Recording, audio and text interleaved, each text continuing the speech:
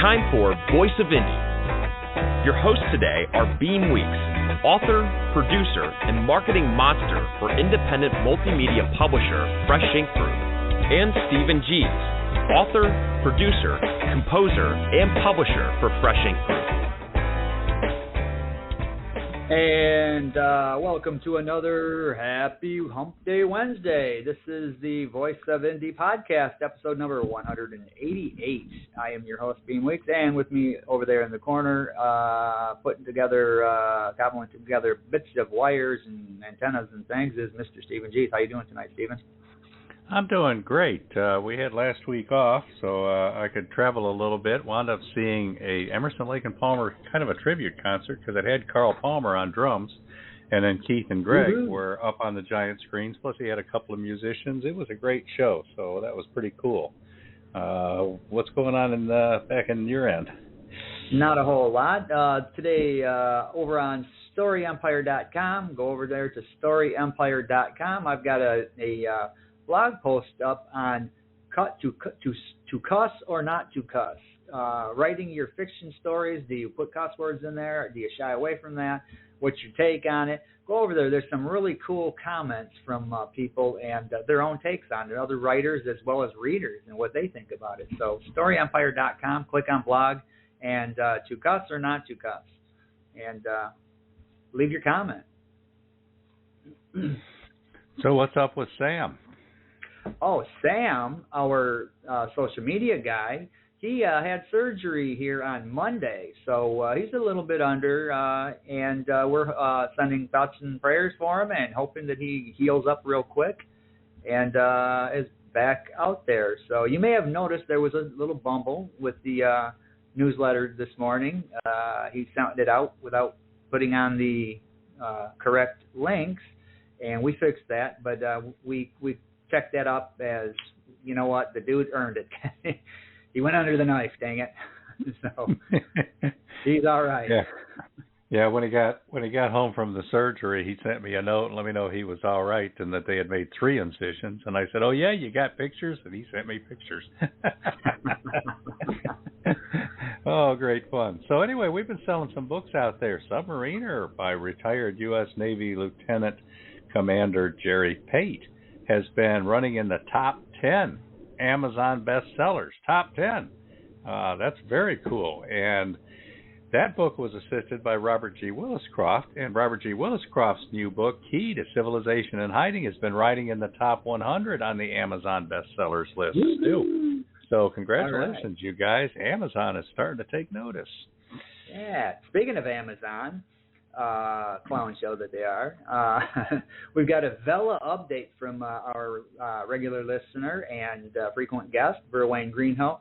He pointed out that they've made some changes in Vela over there, and among those changes, it used to be the first 3 episodes were free. Now they're offering the first 10 episodes for free. And it used to be, it would be a few tokens here and there to open up the next ones, and now they would give you the first 200 tokens for free. They're taking that off the table. You're not getting free tokens anymore. And all paid episodes after the 10th episode will require 10 tokens to unlock. Now, I believe there were some of them where it was 20 tokens or something like that. I can't remember, but I know it was more. So it's fewer tokens to unlock, but you're not going to make as much off of it as you would have prior to this. So keep that in mind.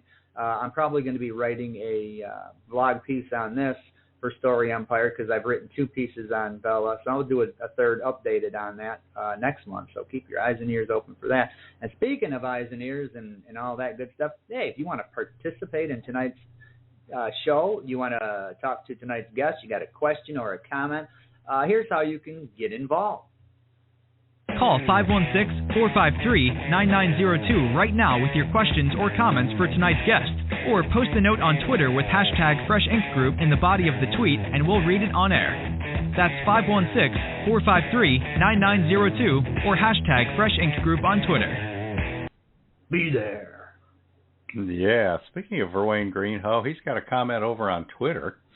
He says, or Twitter X, or whatever we're calling it this week. I was playing some Steely Dan music while I was waiting for the show to start when Iron Butterfly's song In-A-Gadda-Da-Vida from 1968 crept in. Wow, I haven't heard that song in a long time. I actually heard it on Sirius Radio a couple of weeks ago. Yep. Now, if you kids wanting to learn basic blues pentatonic progressions, that's it in D minor. It's the 6 notes. If you learn those 6 notes, you know how to play blues. In-A-Gadda-Da-Vida. Yeah, thanks for the flashback, for Wayne. We've also got a book out by Jan Sykes. It's called A Beggar's Bargain. A Beggar's Bargain. That's the first book in the Bargainers series.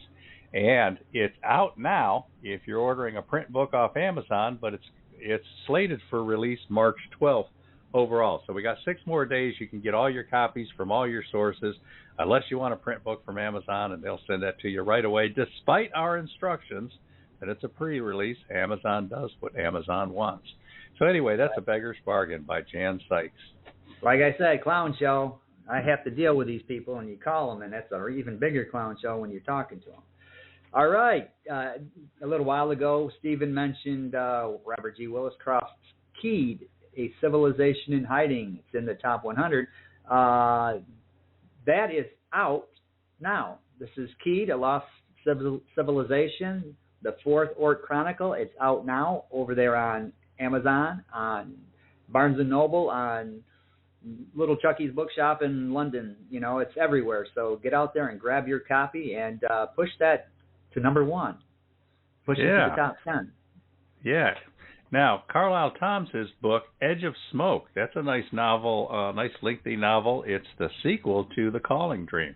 That's out now. Get over there and check that out. Edge of Smoke by Carlisle Thompson. Yeah, and a little historical fiction. Book 1 of Anna Morgan's Nurses of the Krieg series is coming soon. Keep your eyes and ears open for that. And if you want to know when these books are coming out and you want to know all about them and get a little blurb about them, we've got a newsletter, and we put that stuff in this newsletter, and it's a quick read. It won't take you all afternoon to read. You can open it up and you can read this thing in 10 minutes or less. And here's how you can sign up to subscribe to our newsletter if you're not already subscribed. And if you're not, what is wrong with you? Get on the boat. Stay on top of these podcasts and all things Fresh Ink Group with our weekly digital newsletter. New releases, videos, stories, excerpts, interviews, and more. Sign up now on the homepage of FreshInkGroup.com and be the one who knows what's what. All right. We were working on a book right before showtime today. This is Through the Lens by Angie Birmingham. We're going to try to have this book out in the next 3 or 4 weeks or so. Angie is a world-traveling professional wildlife photographer, as well as her husband. He likes to shoot the big game, big things that can stomp on you and kill you. And she likes to shoot birds and a lot of stuff that's a little bit more friendly and can tickle your nose with their feathers. But Angie's excellent. She's quite the photographer. And we're looking at these pictures as we're putting this book together and just in awe at how beautiful some of them are. And then you see a couple of blurry ones, and it's like, really, Angie, that's the best you could do? Those are the examples of how not to take pictures. But yeah. It's definitely a good book. It's great for beginners and for advanced people as well. Through the Lens, and it's coming soon from Angie Birmingham.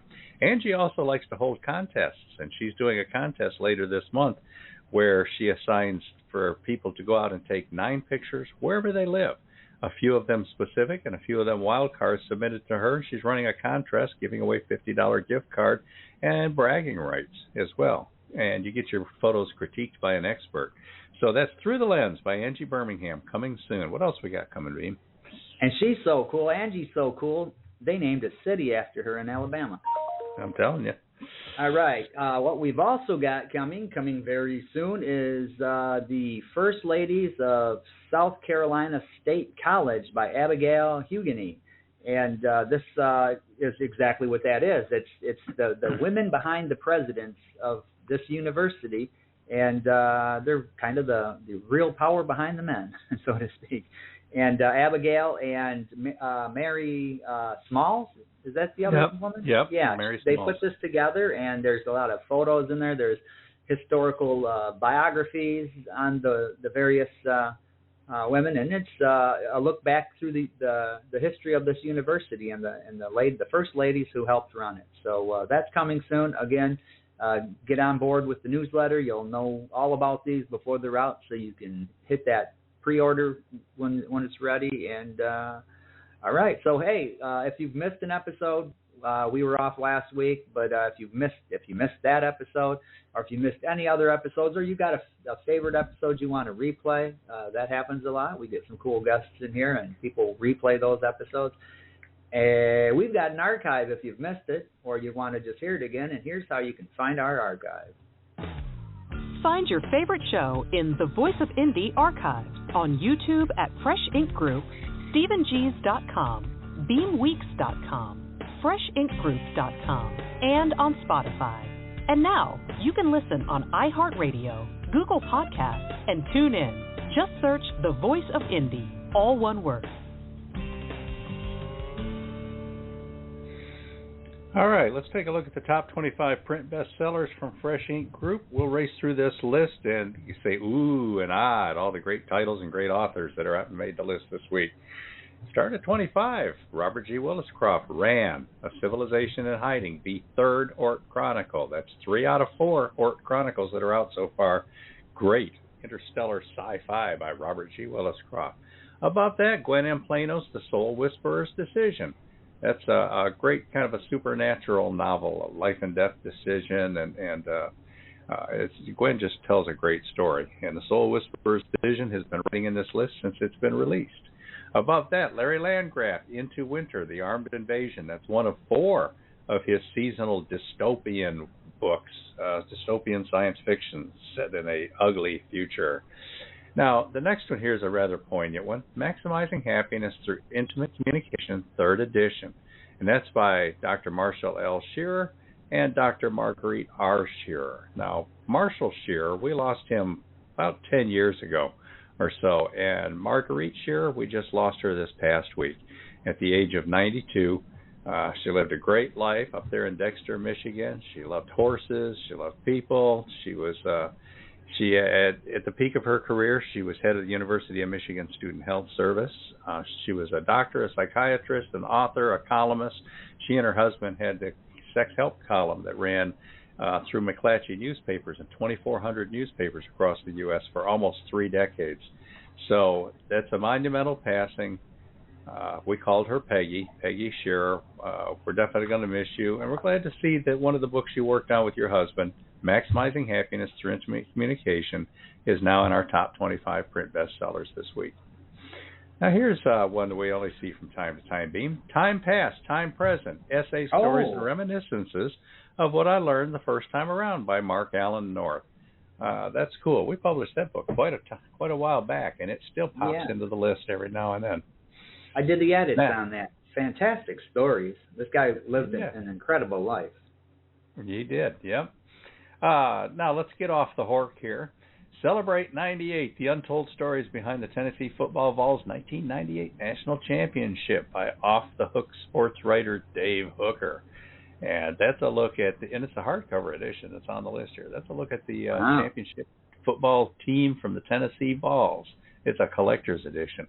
Above that, Vladimir Kalexti's prescriptive self-help book, Naked and Transparent, 6 Vital Tools for Knowing Yourself and Attracting Healthy Relationships. That book's been out for quite a while, too, and keeps popping into the list every now and then.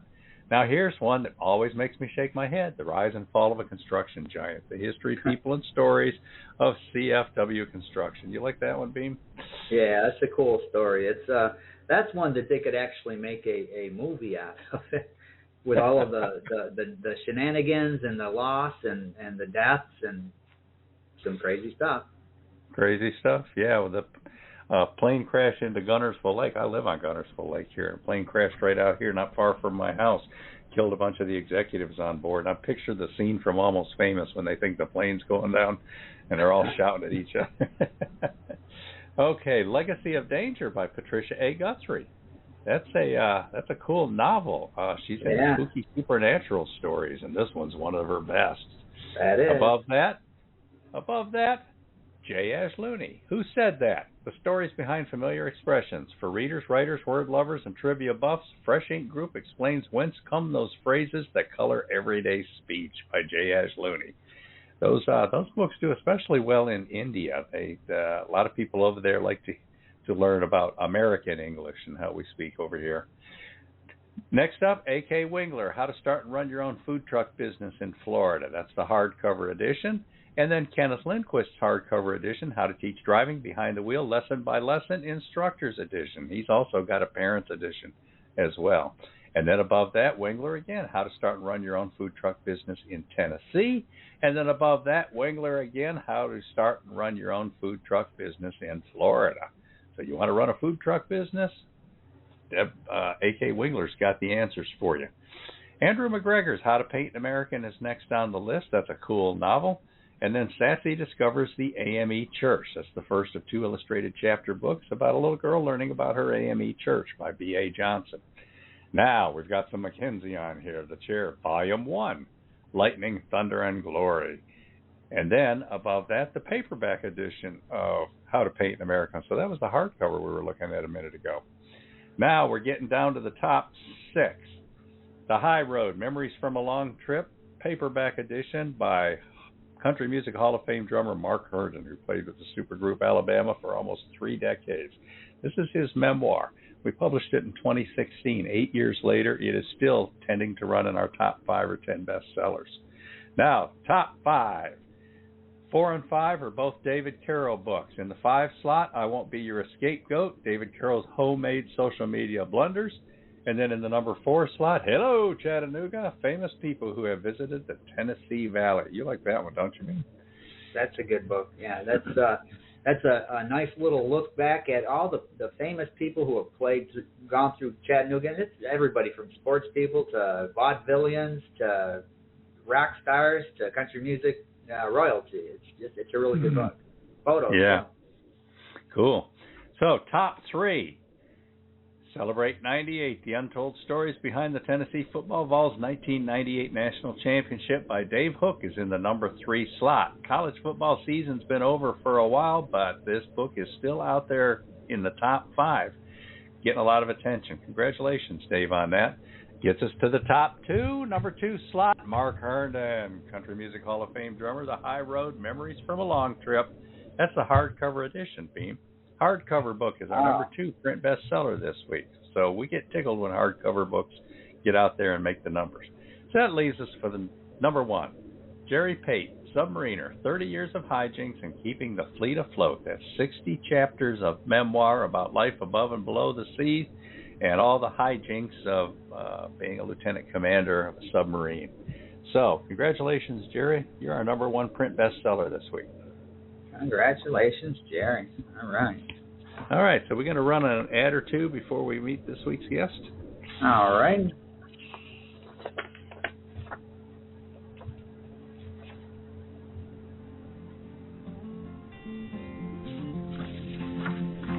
A shocking proposal that changes everything. Desperate to honor his father's dying wish, Laken Martin vows to do whatever it takes to save the family farm. Once the Army discharges him following World War II, Laken returns to Missouri to find his legacy in shambles and in jeopardy. A foreclosure notice from the bank doubles the threat. He appeals to the local banker for more time, a chance to rebuild, plant, and harvest crops, and time to heal far away from the noise of bombs and gunfire. But the banker firmly denies his request. Now what? Then the banker makes an alternative proposition. Marry his unwanted daughter, Sarah Beth, in exchange for a 2-year extension. Out of options, money, and time, Laken agrees to the bargain. Now he has 2 years to make a living off the land while he shares his life with a stranger. Read A Beggar's Bargain, Book 1 in the Bargainer series by best-selling author Jan Sykes. Available worldwide from multimedia publisher Fresh Ink Group in jacketed hardcover, softcover, and all ebook formats. A Beggar's Bargain by Jan Sykes.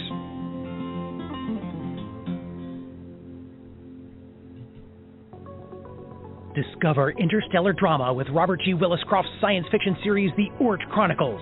In the first chronicle, Icicle, a tensor matrix, Braxton Thorpe has discovered a threat to the entire solar system, but he has a problem. He's dead. Frozen at death, he awakens to find himself uploaded into an electronic matrix. Exploring the larger global net, he discovers the Oort, a distributed electronic entity older than humanity, with an unnerving secret. Aliens wiped out nearly all life on Earth once, and are coming back to do it again. The mathematical entity that is Thorpe has to find a way to convince humans of the threat, and in time to do something about it. But how? And what?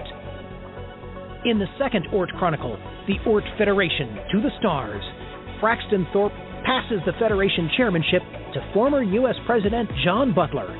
Thorpe's group offers humanity virtual immortality, but Isidore Orlov and his Udachni enterprises oppose their every move. Phoenix terraforms Mars for more living space, but the Mars Reds prove formidable resistors. In this tense space adventure, Thorpe, his team, and Max the tabby cat travel to Proxima Centauri and beyond to the Aster system, 84 light-years distant. Will Thorpe bring together humans and Asterians in their quest for intergalactic travel? Will long life prove more than mere humans can handle? In the third Oort Chronicle, Ran, a civilization in hiding, humans commence a voyage of discovery to the cold spot in the cosmic microwave background. Their first stop is the planet Arcan, orbiting Ran in the constellation Eridanus, where they discover an incipient spacefaring Saurian civilization that has hidden itself from the rest of the galaxy. Arcan has 3 ruling nations: a fascist dictatorship, a primitive theocracy, and a free market republic. The humans are drawn into a rebellion to overthrow the fascist tyrant, and then help thwart the theocratic prophet's ambitions to subjugate Arcan. Told entirely from the Arcan perspective, Ran centers on the human aliens' desire to integrate Arcans into their growing Oort Federation. In the fourth Oort Chronicle, Cade, a lost civilization, Starship Andromeda stops at the Cade Triple Star System on its voyage of discovery and stumbles on a derelict Dyson sphere. The starship is attacked by microbots, scavenging one part of the sphere to repair another.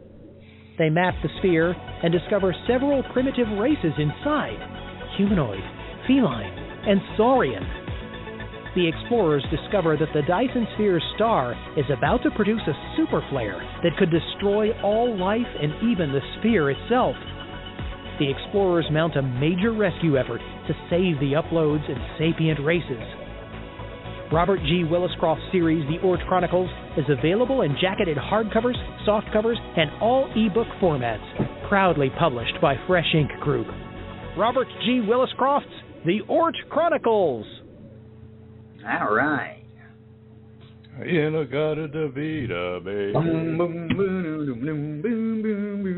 All right, so let's meet this week's guest. Jo Szewczyk is a postmodern reject who spent most of his time writing jokes that only Norm Macdonald, Thomas Pynchon, and Rachel get. Much to his amusement, his newest book, the controversial Surviving Gen X, has been banned by churches, certain nation-states, and from his mother's house. When not being the top-ranked feline whisperer of Minnesota, Jo juggles his time between academia, his podcasts What's Crackin' and Streamin' Demons, and his websites of hauntedmtl.com, a haven for horror enthusiasts, and Checkmate, CZYKMATE.com, a platform dedicated to the art of writing and helping others find their voice. So welcome to the show, Jo. How you been? Welcome, Joe. Hey, thanks for having me. How you guys doing? All right. Doing pretty good. Now, we usually do the where are you from and where you live, but where are you at right now? You're in a different place tonight than you were the other night when we talked to you. Oh yeah, that's how movement works. I'm usually in a different place from time to time. Sometimes I'll be in a house, sometimes in the street, and sometimes at a different house. Existentialism. I know. There we go. It's Canada today. The Canada. eastern part of Canada, sort of. Yeah, Montreal, the French part of Canada.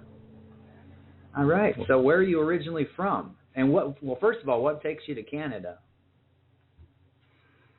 I think a plane. Yeah, I was going to say a car. Usually. See, it was half and half. You could pick a boat, too. But for me, it was a plane. I'm originally from, we'll say, what do you mean from? Is it like when you grew up, or where you're born, or where you identify as a home? Either of the above. Where are you from? However you'd like to answer it. All right. Well, I grew up in a very small town in the North Woods of northern Wisconsin, and then I ran away as fast as I could. So it's like the mitten thing, Wisconsin has a mitten too. If you have your hand out, your thumb going to the right, it's the middle finger. Actually, it really is the middle finger. It's like the tip of the middle finger. That's where I grew up. So you're living in Canada now, or visiting and live somewhere else? Right now, I'm living here, and it's been a slight layover for the last 10 years.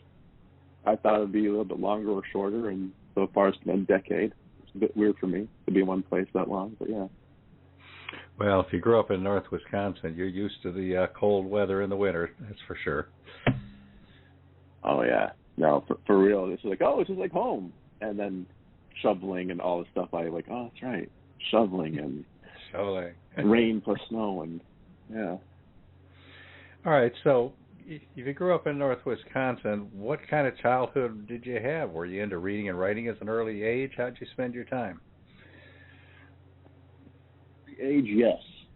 Because if your nearest friend is 30 minutes away by car, you don't have many options other than like solo play, and you can only chop down so many trees, I guess.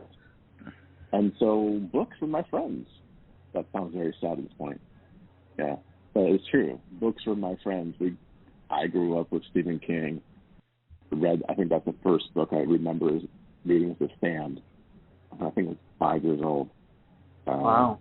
Never let a 5-year-old read The Stand. I think that's our lesson.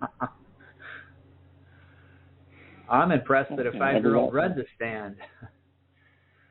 Well, I thought it was the understand. And I was like, oh, well, it's just a stand. I was like, I can stand, I can sit, I can walk. I thought it was like a Clifford book for a while. It's a really big one, though. Turns out a lot of horror, a lot of dying in it. And things I didn't quite get, but I knew they're adult things, like the sex parts I didn't quite get. But the dying parts and the flu and the, all the little groups that come out afterwards. No spoilers for a book that's like 45 years old, but yeah, there we go. So did your reading evolve during your childhood, or was it like Stephen King and horror all the way through? I think it devolved. It went from Stephen King to Garfield. I don't know. It's like, that's horror. Then I found comic books. It was, right. Let me see. I have a couple right now. Dragonlance was really big, so Stephen King, from horror to like fantasy to science fiction to mystery to nonfiction.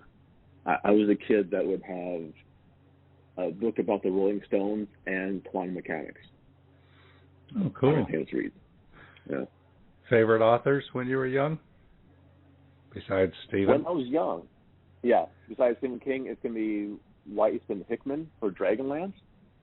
Okay. And, gosh, Douglas Adams, right? Hitchhiker's Guide to the Galaxy.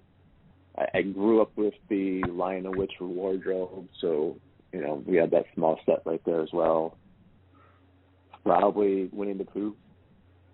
Most definitely Winnie the Pooh. Yeah. Cool. So did the reading back then spur you to write your own stories, or did that come later? What really happened for writing the stories was I would visit old folks' homes. Back then they were called old folks' home. I guess now they call it assisted living homes. And I would tell stories to the seniors there. And so they'd say, tell me a story. So I'd sit down and tell them a story. And, eventually that became writing stories down. So if I have, that's a good story. And I could never tell the same story twice because once it was out of my head, it was gone. And then I got the bright idea to actually write the stories down next time. And that way there's a permanent record of what I said. Did you ever publish those earliest stories? You still have them? I have one. One of the early ones is on a typewriter. Back in the day, that's what we used. And my mom, I think through either blackmail or out of pride, I'm not sure which, sent it to me this year, and it's horrible. It's absolutely it's like a 6-year-old wrote it. A 6-year-old did write it.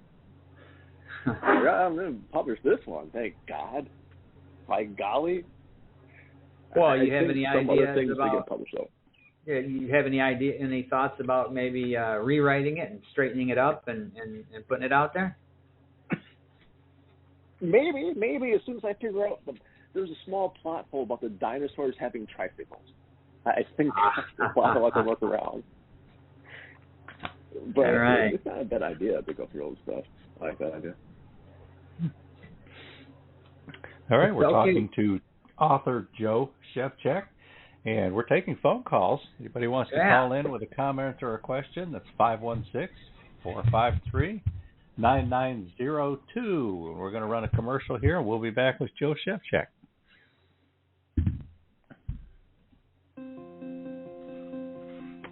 In the Pruitt-Igoe slums of St. Louis in the 1960s, a heroin addict mother breaks her son's dolls and screams, "You are not a girl." However, no one can convince Stephanie to live as Stephen. Her mother pimps her out to a man who rapes and takes pictures of her.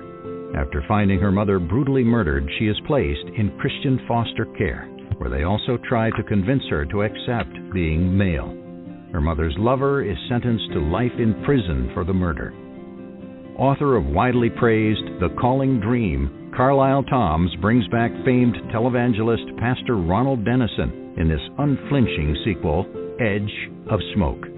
Dennison sets up a trust that allows a compassionate old neighbor to adopt Stephanie out of foster care. Still, she is violently bullied at school for identifying as female. The trust pays for transition surgery at 18, and she begins to live fully as a woman. Frightened by men, she remains a virgin until she falls in love with Jordan. But she runs into the man who abused her and remembers her childhood pledge to kill him. Will her lust for murdering the man who brutalized her as a child cause her to lose the man she loves? Proudly published by Fresh Ink Group, The Calling Dream, and now Edge of Smoke can be found anywhere and shipped everywhere in jacketed hardcover and softcover editions, or downloaded in all ebook formats. Edge of Smoke by Carlisle Toms.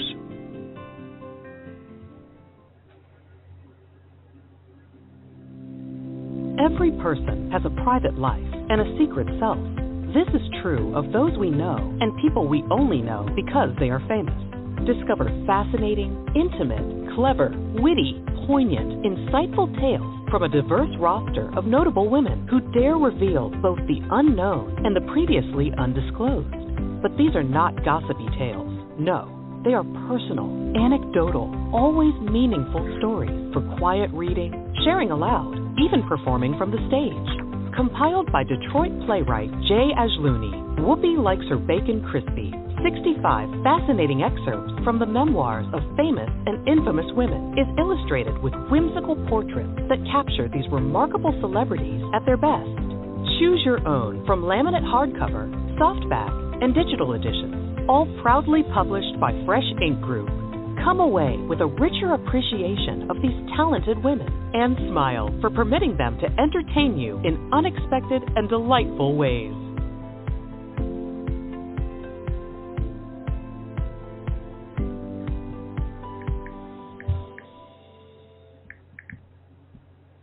All right.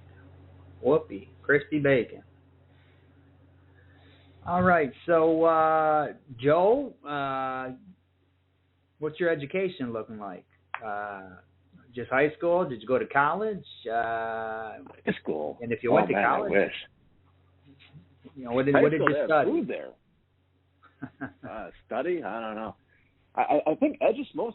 By the way, I was listening to the commercials. Edge of Smoke sounds really interesting, right? I didn't expect the twist of the brutal murder might or might not happen. I was like, oh wow, that sounds kind of like, hardcore there. I dig it.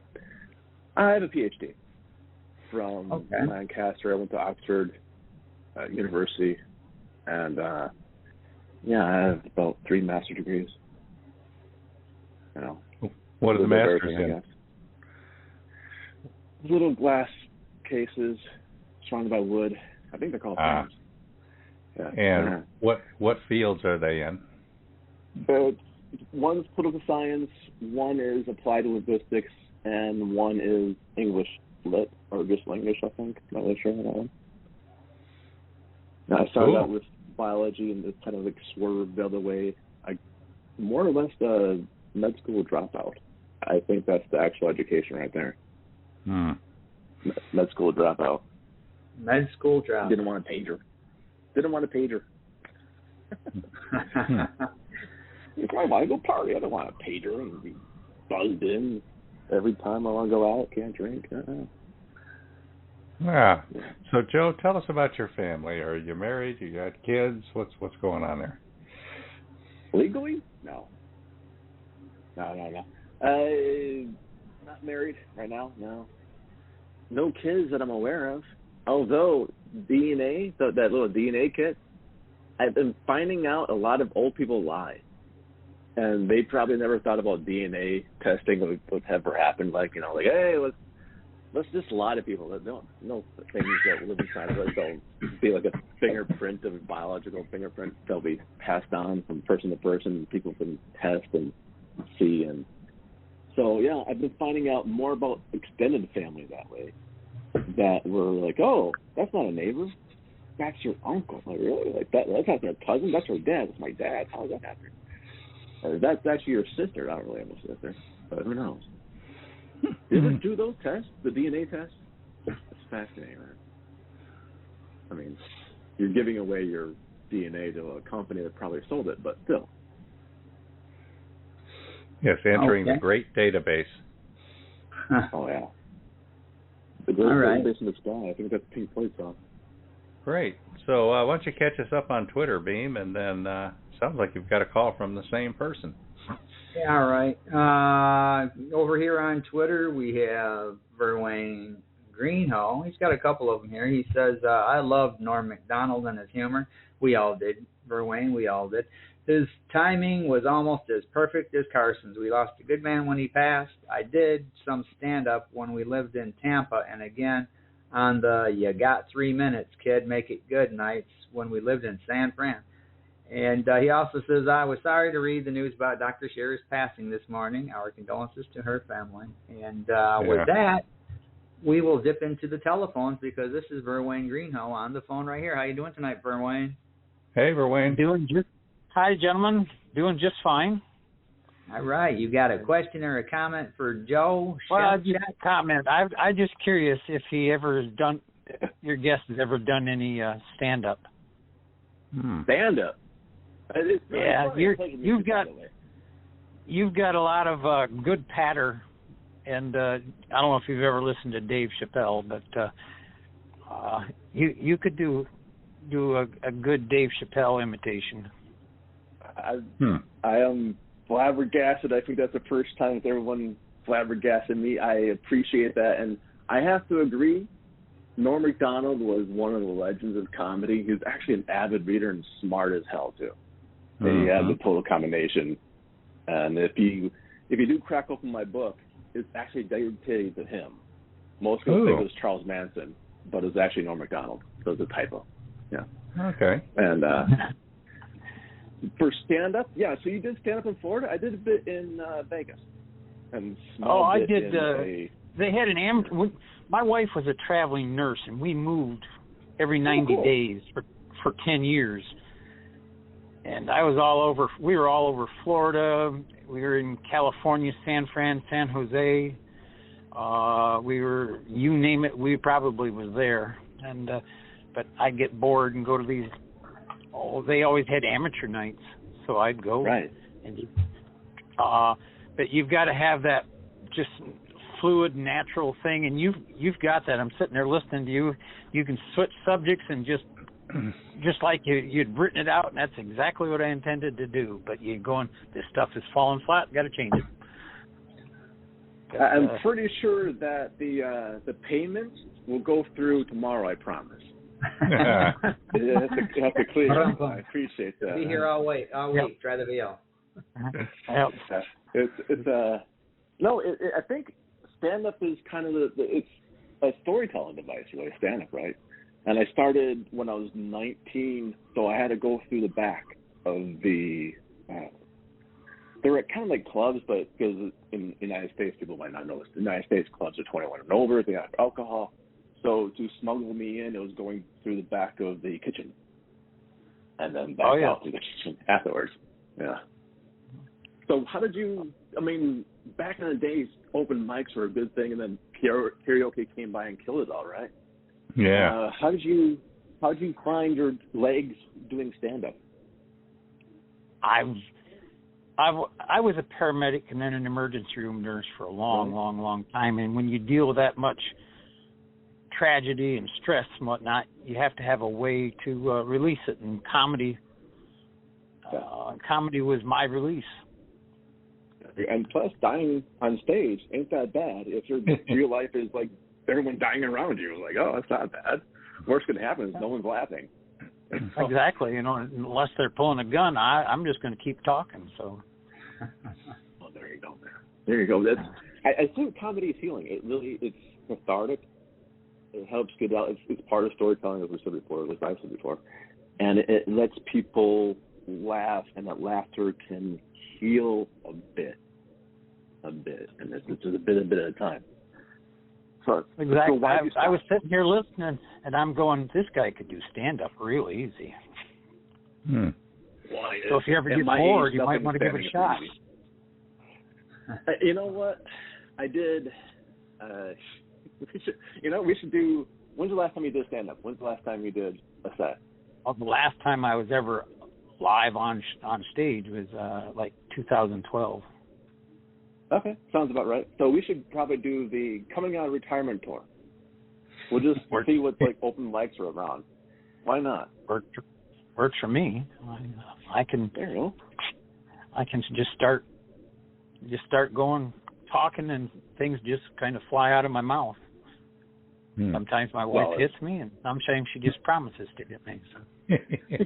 And sometimes learn to duck. That's what you have to do. Exactly. Invite friends to hit you. Well, Joe, do you weave that humor through your stories? Oh, all my stories are quite horrible. They're very dry. It's like reading a textbook, really. Yeah. I don't know. I never tried to write a funny story. I never tried to write a funny story unfortunately for my stand-up either, apparently. I haven't tried to write a funny story. Like, I'm going to make this funny. It's the book Surviving Gen X is really what happened. I have a very poor imagination, but I have a really good memory, as long as no one fact checks me. So that's how that book got written. That's right. But I'm gonna check out your book, and we'll see what we can do from there. If you haven't checked it out, Norm Macdonald's book, check out Norm Macdonald's book as well, based on a true story. Okay. All right. Well, thanks for calling in, Verwayne, and for putting some comments on Twitter as well. Yeah. Okay. We will be Take care, gentlemen. Yeah, we'll talk to you again. All right. We're still taking calls, people. 516-453-9902. Call in and talk to Jo Szewczyk. Now, Joe, you've got a couple of day jobs besides writing. What are those? What were they? I forgot. Entertainment site interview. It might be all people live. at college level? Am I? Oh, good for me. Working drive-through at McDonald's. I wish. It pays more than teaching sometimes. At Norm Macdonald's. Norm Macdonald. Norm Macdonald, yeah. So what's your entertainment site? My website is it's hauntedmpl.com. That's one of my websites. We do spooky stuff, reviews, original stuff like Streaming Demons podcast or What's Crackin' podcast. And we also do some charity work. We have a lot of the charity anthologies that have come out throughout the years, raising things for veterans or cancer charities, against cancer, not for it, and things like for women's charities. and I think our new one's going to be a Ukraine charity. So we had a couple of those coming out, and then my other job is, I believe, teaching something, but the what changes from semester to semester. So just something. And where do you teach? I teach in Montreal right now. I used to teach in the States. I used to teach overseas. And now it's more of a, during the pandemic, you get bored. You find out that retirement's not for you when you can't leave your house. I'm like, retired and I can't leave my house. That's not good.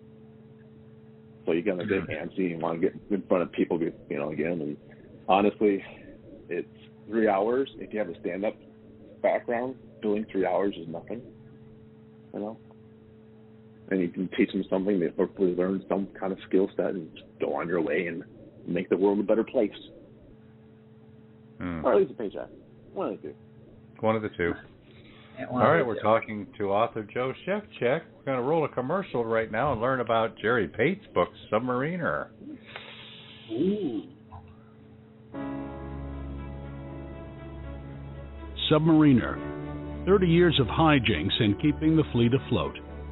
Jerry Pate's semi-autobiographical collection of 60 stories recounts his 30 years in and around the U.S. Navy submarine fleet, ranging from lighthearted to wrenching. All are poignant inside looks at naval operations rarely seen by outsiders. Topics include the real story behind the shuttle Challenger tragedy, risking his own life underwater, discovering a Soviet spy living across the street, surviving when an engine ignites, critical missions, and the everyday lives of men and women of the fleet. Compiled by author Robert G. Williscroft and proudly published by Fresh Ink Group. Submariner is available worldwide in hardcover, softcover, and all ebook formats. Dive into Submariner for hijinks and breathtaking adventure with this poignant memoir by a true American hero.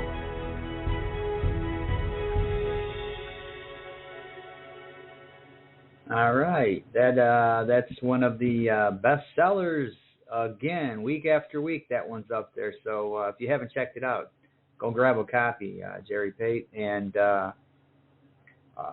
Robert G. Williscroft have put this together, and this is a lot of stories that they're true stories, except for I believe it was one of them or two of them. You got to figure out which is which. But excellent book, and it's available now. So go grab a copy. Now, Joe. Yes, sir. When you're not working, when you're not writing, what do you like to do with your time? Do you have any hobbies, any interests that might surprise people? I have one hobby, but my mom made me stop. She said I'll go blind eventually.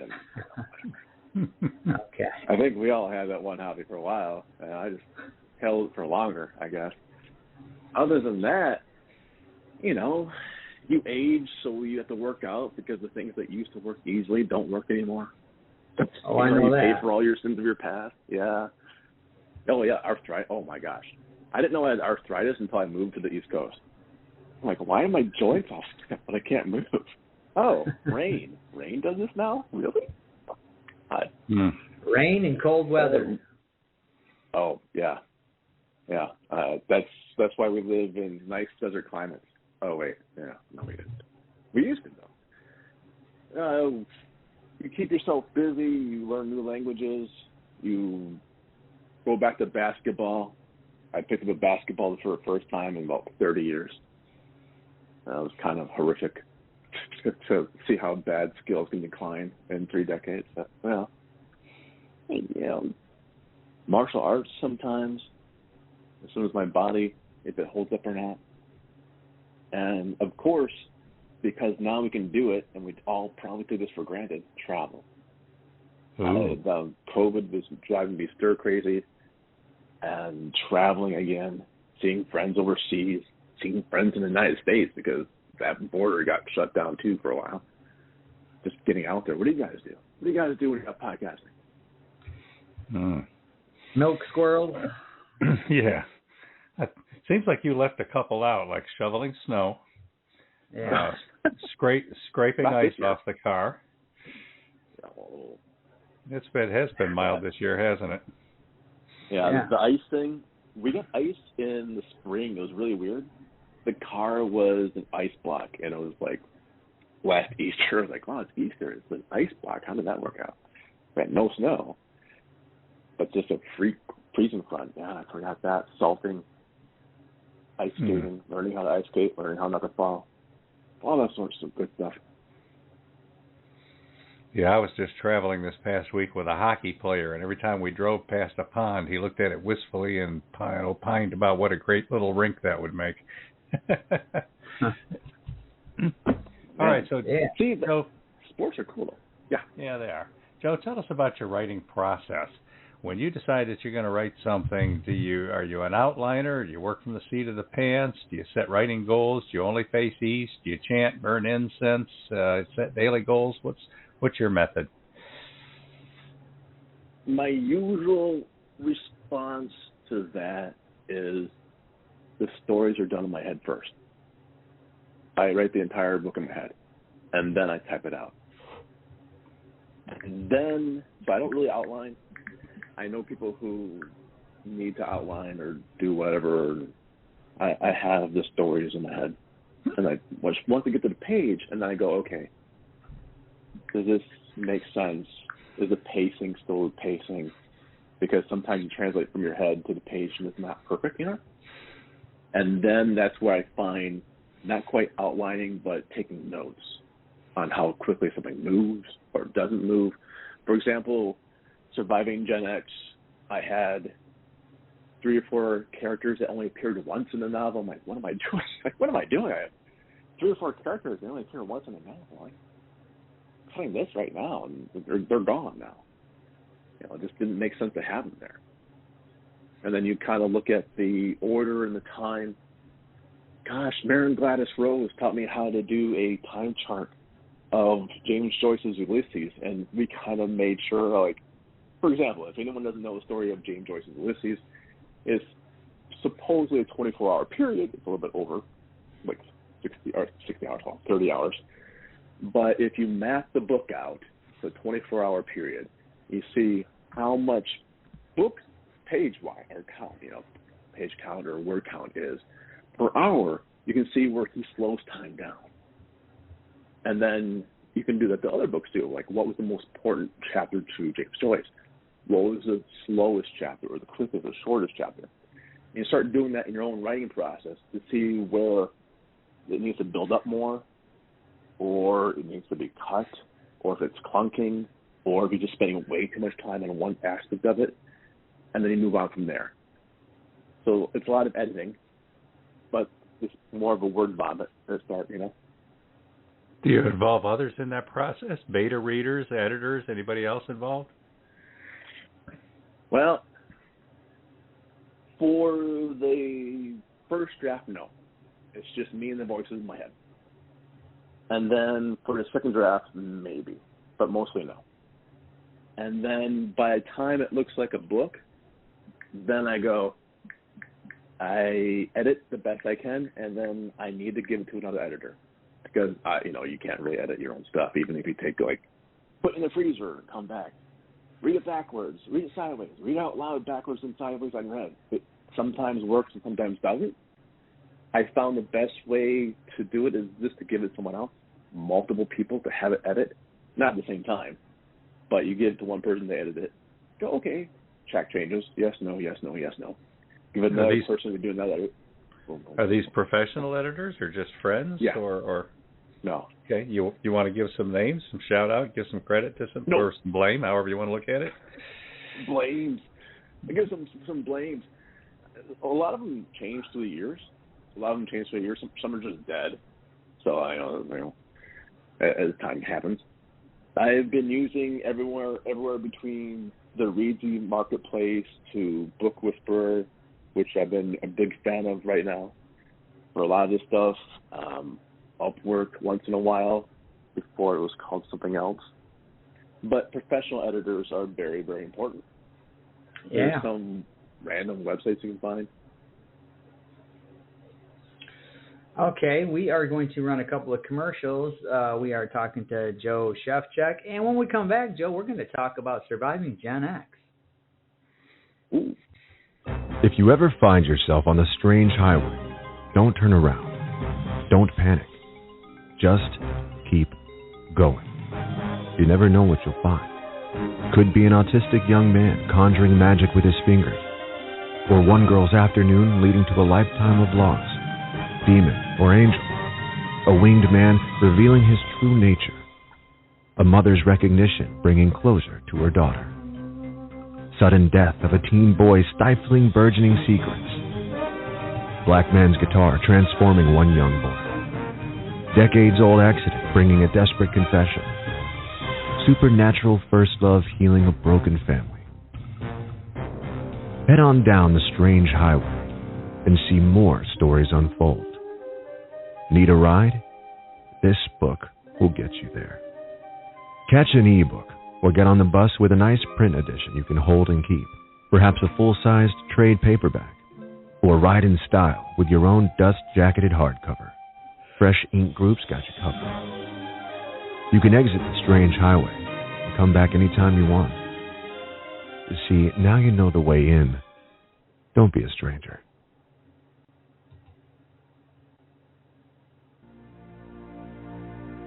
Prepare to think as you explore these 19 short stories by author, composer, and producer Stephen Gies.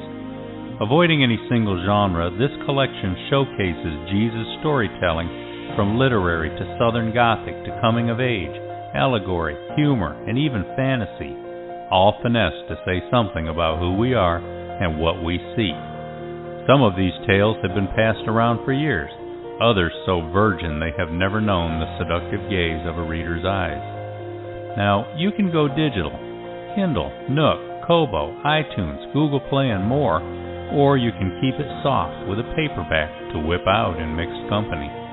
Or you can really show off, be the envy of your crowd with a dust-jacketed hardcover.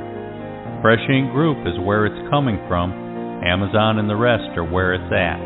Just point and click, and you too can feel the electric surge of the latest from Stephen Gies. So when life's currents get to pulling too hard, don't fight it. Just open the book and discover 19 new ways of going with the flow. Because now, more than ever, comes this time to float.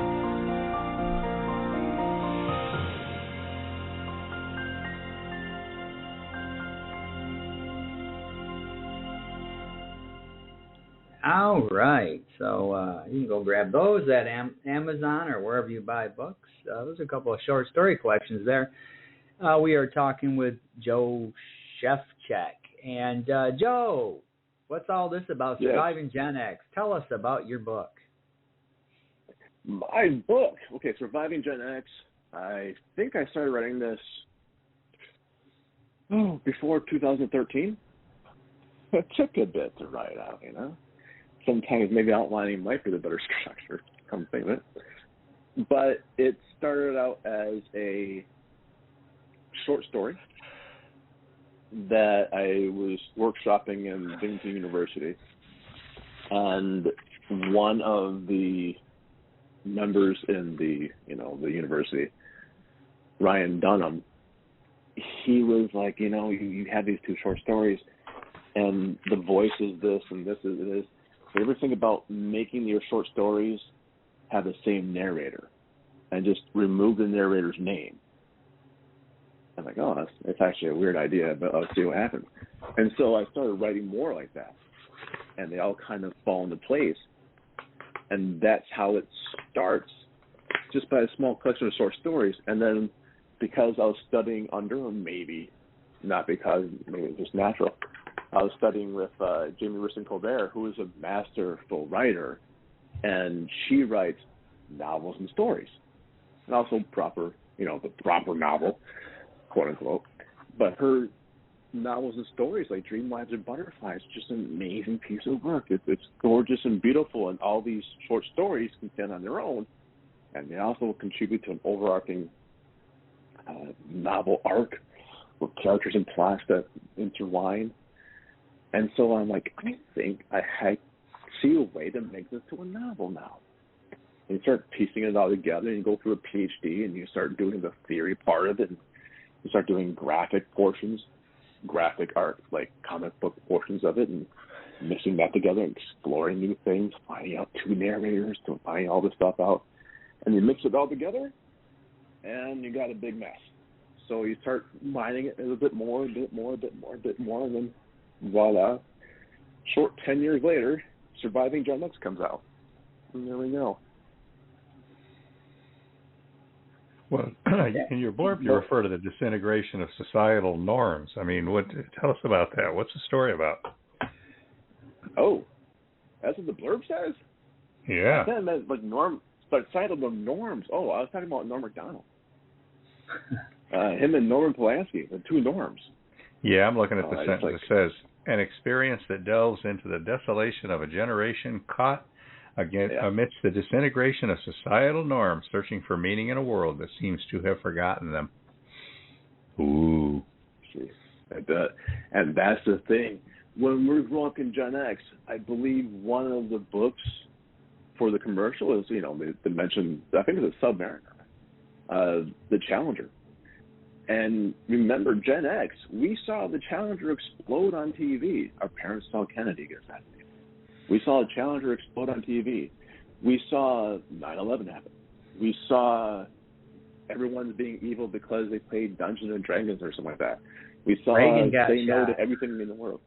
Reagan, thank you. Reagan got shot on TV. We saw the Constitution go, okay, so who's president now? Reagan got shot. We saw all these things being intricate. We thought we were going to die in a... Boy, this did not actually age too well. But we thought we were going to die from Russia, or back then the Soviet Union, starting World War III. But we were wrong on that one so far. Didn't need the entire Union, I guess. So we go through all these things. At the same time, it's the political correctness starts, right? And instead of saying, we have a problem, we have a major homeless crisis, we have treating our veterans like crap, we're treating everyone else like they're garbage, and it's just like a tool. Education is being on the down low because Reagan needed people dumb. You see all this happening, but what's the real culprit? Words apparently the culprit, So political correctness, you can't say this, you bet to me. Make someone feel something, and it's normalization and all the societal things fall apart. And they do so in front of your face. And so to see this from a perspective from Gen X, we see the world as a lie. Try to go against the lie, which we failed. I mean, if you look at most of the people from Gen X, they either self-medicate because mental health's not a thing you can talk about. So you turn into booze, you turn to drugs, booze and drugs, usually. And you try to numb yourself through that, all the while knowing that what's being told is not really what's happening. What's being told is just something that's going to appear to me what's happening. And you have to be able to see through, now I sound like a conspiracy theorist, you have to see through the illusions. But the illusions aren't like, it's an inside job. No. The illusions are what is being forced as morally correct or morally corrupt is just another way of getting people to fight each other while people make money off of your dead bodies. War. Who makes money in war? Not me. Not that much. So you see all these things dissolving. There you go. And that's Gen X surviving it. Snapshot of time. Well, you got other work out there as well, such as Talion. What else you got? Oh, Talion, I think, Talion was my first book. Talion was my first book, co-written with Jamie Cullors, Detroit cop.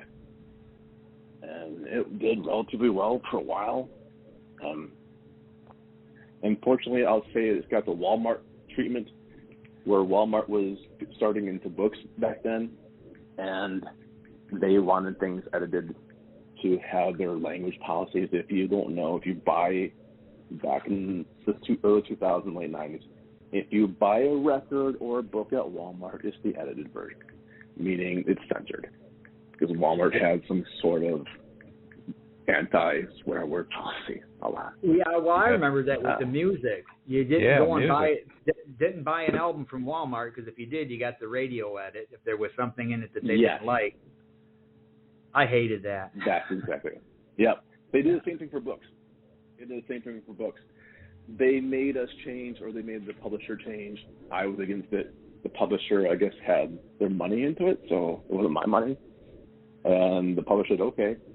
They made us change a certain word into sucker. So if you have, like, Talon was about a Detroit police officer going undercover into a white supremacist, not really into a white supremacist group, but infiltrating people in that group by really going in and taking the bull by the horn, so to speak. And he's interrogating this white supremacist. And if you were going to cast this character, Samuel Jackson would be the first person to pop to my mind. And Samuel Jackson has a favorite word, a favorite phrase that we're all probably saying right now. They want to change that phrase to the word sucker, and they got their way. So while they're interrogating this white nationalist, 17 times on one page, the cop says sucker to him. It's like, oh my God. It made it into a comedy, a very poorly written comedy. And that was the first, like, oh, I can't do this anymore. Like, it's a good book. I can't read that version anymore. So you have stuff like that, and I took some time off and writing to study. I wrote that when I was in a political science major.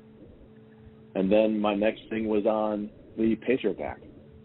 I had some offers to publish as based upon presidential wartime powers that kind of cycle upwards, meaning the president's powers go almost unlimited during wartime. And then once the war becomes unpopular, the war is over, it becomes more limited by court action, right? Well, it happens, sure. World War II, we have an enemy. World War I, enemy. Vietnam, enemy. Korea, an enemy. The war on terror has no enemy. You can't make terror submit. It's an unconventional war. So the president's power goes super astronomical spirals out of orbit, super solar, right?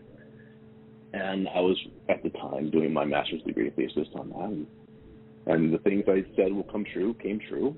And I got some interest in publishing that. They wanted a bit more of it. But I thought, who's going to read this book? When it comes out, only political scientists who know this already will read this book. It won't come to the people. And the people really need to know how bad their civil liberties were being vanquished. I mean, if you can go to Cuba or Guantanamo Bay without anything charged against you, without a lawyer, as a U.S. citizen, it gets kind of scary after that. So I switched. I tossed that aside. I switched into studying writing, so I can write the same type of material, but more marketable audience. So people can read the book, and it won't be about the Patriot Act, but you can go like, oh, okay, yeah, I get it. That's what's happening. Hopefully, more or less. All right. Now, you got a couple of podcasts you do, isn't that right? How about we talk about What's Cracking? Sure. What's Cracking is my interview podcast. We got a lot of horror people. We've got some horror-adjacent people.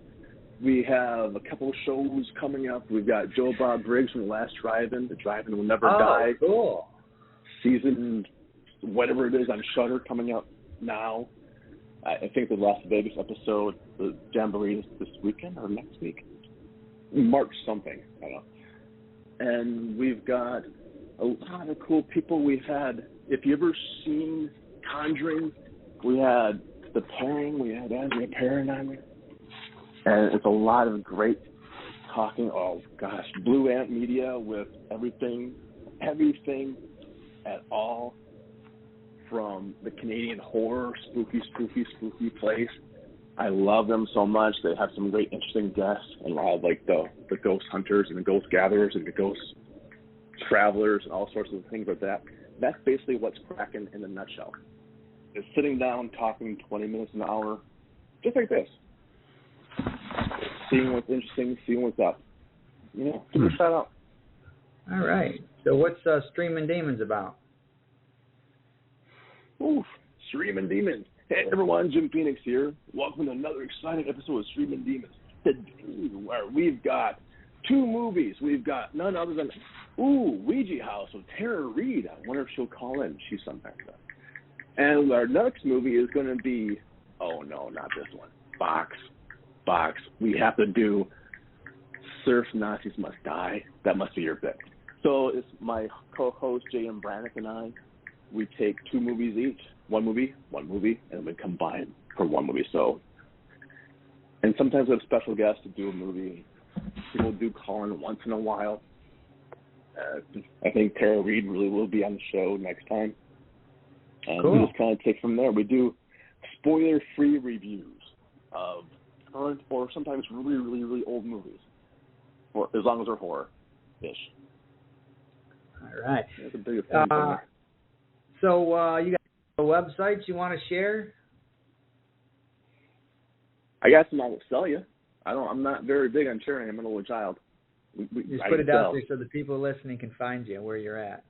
Oh, I don't want people to find me. I'm safe here. My little bigger house.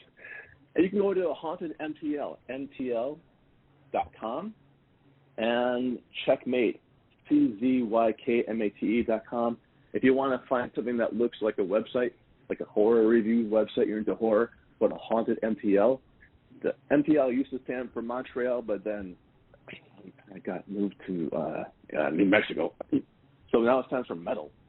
So hauntedmetal.com. And then the more of the, yeah.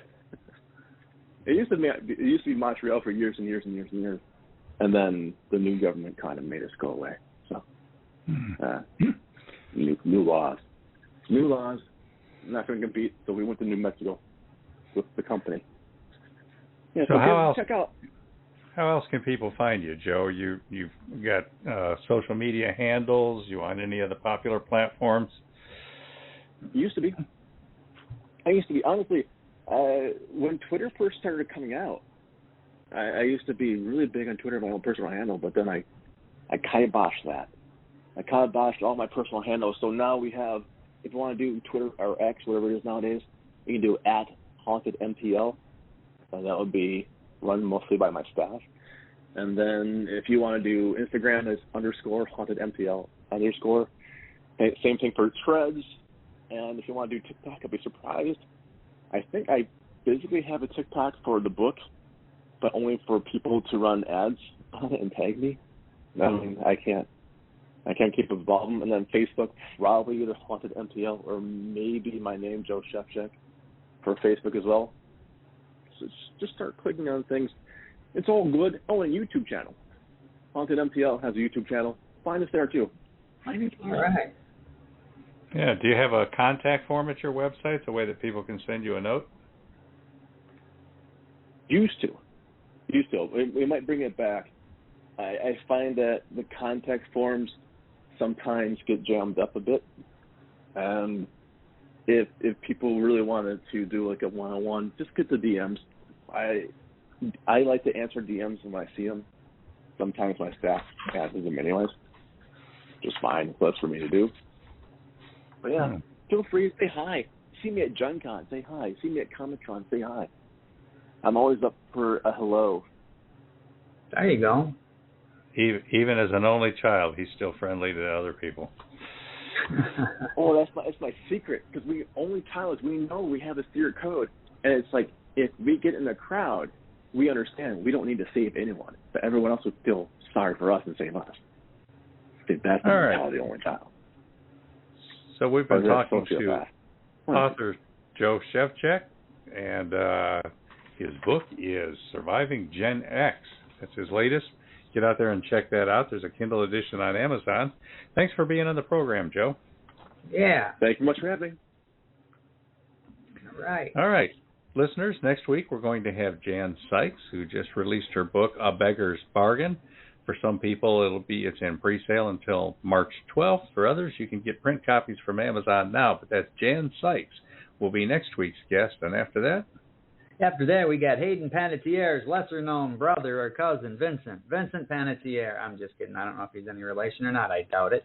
But Vincent Panettiere will be in here after Jan. And after that, Verwayne Greenhoe, who you saw on Twitter and heard on the phone tonight, he's going to be on here talking about the latest going on in Greenhoe land.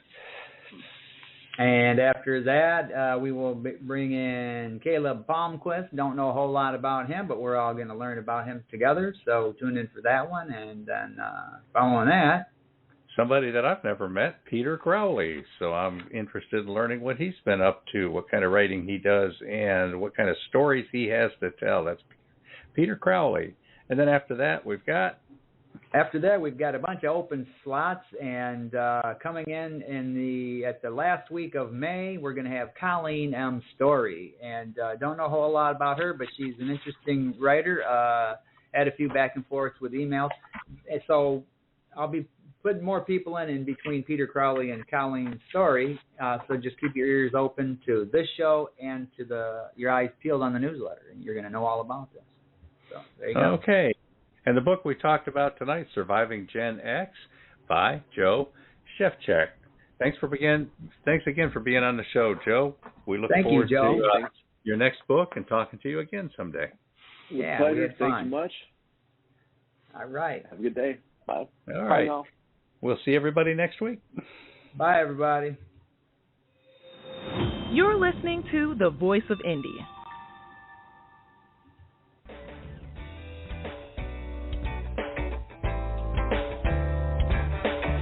You've been a part of Voice of Indy, a production of Fresh Ink Group. Spread the word, support our guests, then find us at freshinkgroup.com and be sure to hashtag Fresh Ink Group.